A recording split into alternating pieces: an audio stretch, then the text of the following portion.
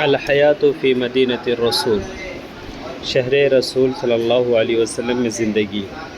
حییہ یحییٰ، حیاتن کے معنی زندہ رہنا، مدینۃ جمع مدن کے معنی شہر، رسول جمع رسول کے معنی رسول فرستادے۔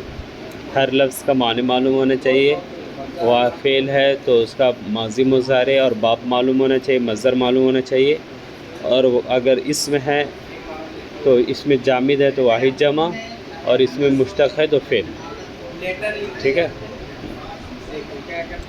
ہا ہوا ذا قد اسفر النہار، ہاں یہ ہا تنبیہ کے لیے ہے، پہلے بھی بتا چکے ہیں۔ ہا ذا میں جو اصل ہے ذا ذی ذی تا تی تی، یہ اس میں اشارہ ہے، اور ہا جو ہے یہ ہا تنبیہ کے لیے، ہائے، اور اردو میں بولتے ارے او، اس طرح سے تنبیہ کرتے ہیں، بلاتے ہیں کسی کو، تو اس طرح عربی میں یہ ہا کا لفظ ہے۔ تو ہوا ذا، وہ وہاں، ہوا کے معنی وہ، ذا کے معنی ذا ذالکا، ذا بمعنی ذالکا، یہ اس میں اشارہ ہے۔ تو وہ وہاں، سنو وہ وہاں دیکھو، سنو وہ وہاں دیکھو، وہ ہے ایسے، تو وہ دیکھو، اس کا ترجمہ کرتے ہیں وہ دیکھو۔ قد اسفر النہار، اسفرہ کے معنی ہوتا ہے روشن ہونا، کھلنا، کسی چیز کا بے نقاب ہونا۔ سفر یسفر سفوراً، بمعنی وضح وانکشف، واضح ہونا، کھل جانا۔ سفر الصبح اور اسفر الصبح دونوں کے سیم معنی ہیں، دونوں کے معنی واضح ہونا، کھل جانا، اور اسفر الصبح، صبح کھل گئی یعنی صبح روشن ہو گئی۔ پڑھ چکے ہو النساء السافرات، بے پردہ عورتیں۔ اسفر النہار، دن کھل گیا یا دن روشن ہو گیا۔ والناس راجعون من المسجد النبوی فی سکینۃ ووقار، اور لوگ لوٹ رہے ہیں مسجد نبوی سے سکون اور وقار کے ساتھ۔ سکینہ کے معنی ہوتا ہے ٹھہراؤ کے، اور اصل لفظ ہے سکن یسکن سکوناً، اس کے معنی ہے ٹھہرنا۔ اور سکینہ یہ غالباً ویسا ہوگا جیسا کہ وہ ہے، کیا بولتے ہیں، اعطا یعطی مصدر اعطاءً، اور ایک حاصل مصدر بولتے ہیں، وہ کیا ہوتا ہے، عطاءً، کیا ہوتا ہے، عطاءً، وہ بھی ایک مصدر ہے۔ اسی طرح اغار یغیر اغارةً، حملہ کرنا، نارمل مصدر اغارةً، حملہ کرنا، اور ایک مصدر ہوتا ہے غارةً کہ معنی حملہ، اور اسی طریقے کا غالباً یہ مصدر ہے سکن یسکن سکوناً کے معنی ٹھہرنا، وسکینةً یہ حاصل مصدر و شاید۔ اس کے بعد ولکن فی خفۃ ونشاط، خفا یخف خفتاً کے معنی ہلکا ہونا، خف الی شیء کسی چیز کی طرف ہلکے ہو کر کے پڑھنا، بھاری ہو کر کے پڑھے گا آدمی تو سلو پڑھے گا، اور ہلکا ہو کر کے پڑھے گا تو تیز پڑھے گا۔ اسی کو بولتے ہیں ہلکے ہی ہونے کو فارسی میں بولتے ہیں سبک ہونا، کیا بولتے ہیں، سبک ہونا، سبک دست ہونا۔ کسی سبک کے معنی ہلکا ہی ہونا ہوتا ہے، سیم لفظ کل معنی ہے ہلکا ہونا۔ اردو میں ہلکا ہونا کا لفظ بولو گے تو خراب ہوگا کہ ہلکے ہو کر اس چیز کی طرف بڑھا، ایسے نہیں بولتے، ہلکے ہو کر کے جو ہے کھانے کی طرف بڑھا، ایسے نہیں بولتے، ایسے بول سکتے ہیں کہ بڑی سبک دستی کے ساتھ کھانے کی طرف بڑھا۔ خف الی الطعام، کیا بولیں گے، خف سبک دستی، تو یہ والا لفظ وہاں سے فارسی والا لفظ اس کا ترجمہ میں سیٹ ہوتا ہے۔ ولیکن فی خفۃ، لیکن بڑی سبک دستی کے ساتھ، ونشاط، نشط ینشط، نشاطن کے معنی ہوتا ہے چست ہونا، نون پہ فتح ہے، لیکن بڑی سبک دستی اور چستی کے ساتھ، پھرتی کے ساتھ۔ وہنا دکان یفتح فی السوق، یہاں پہ ایک دکان ہے جو بازار میں کھلتا ہے، یعنی بازار والے دن میں کھلتا ہے۔ وہنالک سکۃ تمشی فی الحقل، وہاں دیکھو وہاں ایک ہل ہے جو کھیت میں چلتا ہے، حقل جمع حقل، سکۃ جمع سکت۔ وہذا بستان من نخیل یسقی، اور یہ ایک باغ ہے کھجوروں کا جس کی سینچائی کی جا رہی ہے۔ بستان جمع بساتین باغ، نخل جمع نخیل کھجور کا درخت، اور سقا یسقی سقین پلانا، سینچائی کرنا، جس کی سینچائی کی جا رہی ہے۔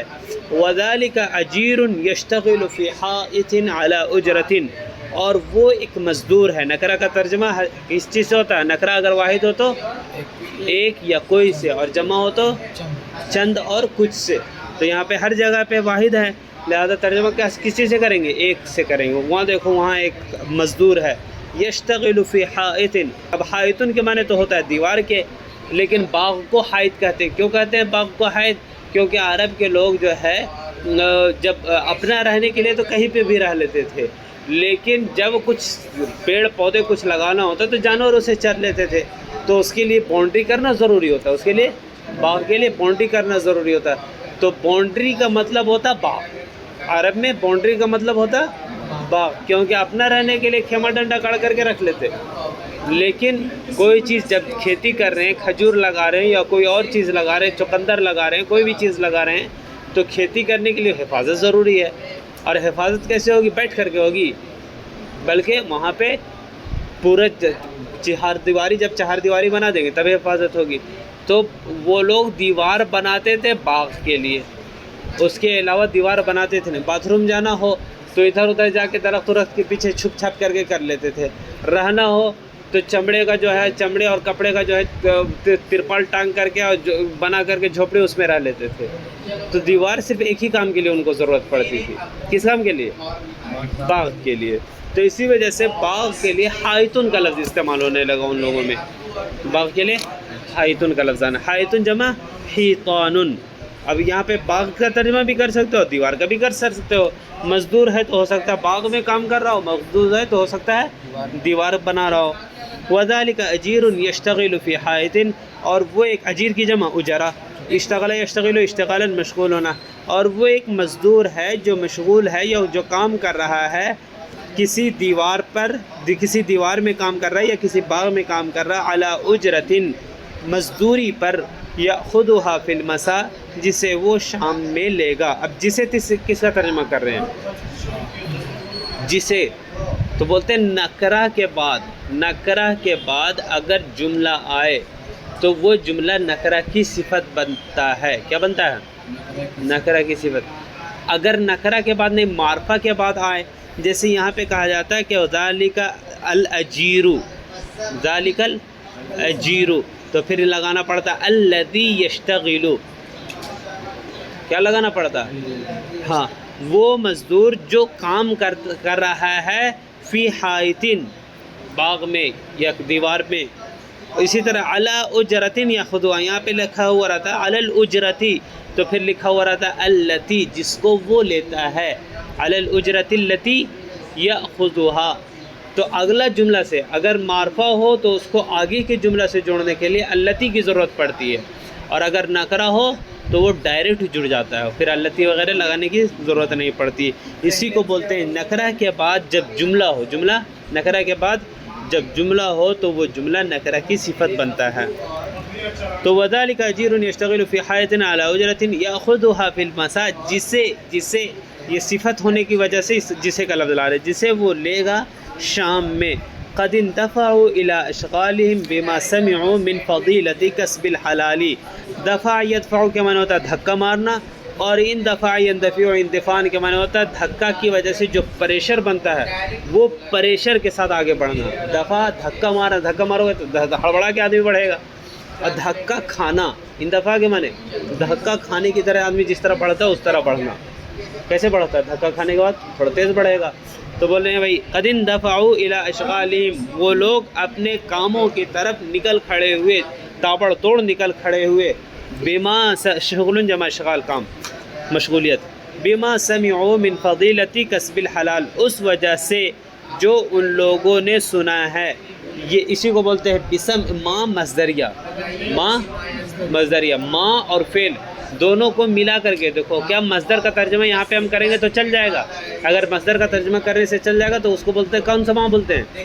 ماں مصدریہ بولتے ہیں۔ اب یہاں پہ ہم اس کو دیکھو بناتے ہیں وقد اندفعوا الی اشغالہم بسمعہم، اور اپنے سننے کی وجہ سے، ایک دم صحیح ترجمہ ہو رہا ہے۔ تو یہاں پہ ماں کون سا کہیں گے؟ ماں مصدریہ، ہاں، بسمعہم من فضیلۃ کسب الحلال، ان کے سننے کی وجہ سے کسب حلال کی فضیلت اور ثواب، وطلب مرضات اللہ بالمال، اور مال کے ذریعے اللہ کی رضا اور خوشنودی طلب کرنے کی فضیلت، جو ان لوگوں نے سنا اس وجہ سے وہ لوگ کام کی طرف بھاگ رہے ہیں۔ ترونہم تم انہیں دیکھو گے، دیکھ رہے ہو، خفیف جمع خفاف، خفیف جمع خفاف، جیسے ترونہم خفاف الایدی فی العمل، تم انہیں دیکھو گے سبک دست، ابھی بتائیں تھے سبک دست ترجمہ کریں گے، سبک کے معنی ہلکا ہونا اور خفا کے معنی بھی ہلکا ہونا، تو سبک دست تم انہیں دیکھو گے فی العملی کام کے اندر، ذلل اللسان بذکر اللہ، اور گھسی ہوئی زبانوں والے اللہ کے ذکر سے۔ اب گھسا ہوا بولنا تھوڑا برا لگتا ہے، کیسے بولیں گے گھسا ہوا؟ کوئی چیز ایک چیز کی ایک عمل کی وجہ سے کوئی چیز ایک دم پورا گھس جائے، ایک دم بار بار تکرار کے ساتھ کوئی کام ہو تو اس کو بولتے ہیں ذلیل ہو جانا۔ کیا بولتے ہیں؟ ذلیل۔ اب بولیں گے الثوب الذلیل کا مطلب وہ کپڑا جو رف یوز میں آتا ہو، اور الرجل الذلیل وہ شخص جو انسانوں کی نظر میں گھس چکا ہو، الشعر الذلیل وہ شعر جو مطلب یہ ہے کہ بہت زیادہ پڑھا جاتا ہو، دشت و دشت ہے دریا بھی نہ چھوڑے ہم نے، یہ والا ایک زمانے میں الشعر الذلیل تھا۔ اسی طریقے سے تو ذلیل جمع ذلل کہ معنی کسی چیز کا تکرار سے، کسی مسلسل ایک عمل کرنے کی وجہ سے وہ چیز ایک دم گھس جائے، سمجھے؟ تو اس کو کیا بولتے ہیں؟ ذلیل۔ اب ذلیل اور اس کا ترجمہ اردو میں کیا کرتے ہیں؟ تر ہونا، اور تر ہونا کا کیا معنی ہوتا ہے؟ بھیگ جانا۔ تو ذلیل کے معنی بھیگنا کیا ہے؟ نہیں، ذلیل کے معنی بھیگنا کے نہیں، بلکہ ایسے موقع پر اردو میں بھیگنا کا لفظ استعمال کرتے ہیں، ایسے موقع پر آدمی یہاں پہ اردو میں بھیگنا کا لفظ استعمال کرتے ہیں، اسی وجہ سے ترجمے میں بھیگنا کا ترجمہ بول رہے ہیں کہ تر ہو گئی زبان، ورنہ ذلہ کے جو معنی ہیں وہ ترجمہ عربی میں نہیں ہو پا رہا ہے۔ عربی میں جیسے بولتے ہیں نا جو شہید ہوئے ہیں ان کی ذرا آنکھ میں بھر لو پانی، آنکھ میں بھر لو پانی، تو رونے کے لیے آنکھ میں بھر لو پانی کہیں نارمل زندگی میں بولتا ہے آدمی؟ نہیں نا بولتا ہے، بولتا ہے کہ ارے وہ مرنی میں گیا اور آنکھیں میں پانی بھرنے لگا، کبھی سنا ہے؟ اور کوئی کسی کو ارے مت آنکھ میں پانی بھرو، مت آنکھ میں پانی بھرو، ایسے کبھی سنا ہے؟ تو کچھ چیزیں ہوتی ہیں جو نہیں بولی جاتی ہیں، سمجھے؟ یہ شعر میں آ گیا ہے تو آ گیا ہے، ورنہ بولا نہیں جاتا، ایسا بولا نہیں جاتا۔ تو ویسے اردو میں ذلیل ہونے کی، زبان کا ذلیل ہونا، زبان کا گھسنا اچھی چیزوں کے لیے نہیں بولا جاتا ہے۔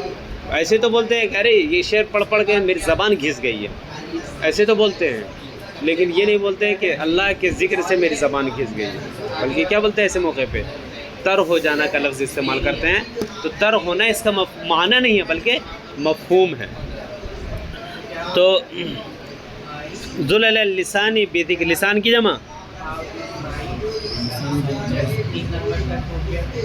السنہ، لسان کی جمع السنہ، ذلل اللسان بذکر اللہ، اللہ کے ذکر سے تر زبان والے، عامر تو ذکر ذکر یذکر ذکرن کے معنی ذکر کرنا نصر سے، عامر القلوب بالحسبۃ وطلب الاجر، عمر یعمر عمرانن کے معنی آباد کرنا، بھرنا اور آباد کرنا، معمور دل، معمور بولتے ہیں یعنی بھرا ہوا، عامر القلوب بالحسبۃ وطلب الاجر، آباد دل دیکھو گے، انہیں کس طرح دیکھو گے؟ بھرے ہوئے دل، لبریز دل، آباد دل دیکھو گے، بالحسبۃ ثواب کی امید سے، وطلب الاجر اور اجر کی تلاش سے ان کے دل بھرے ہوئے دیکھو گے۔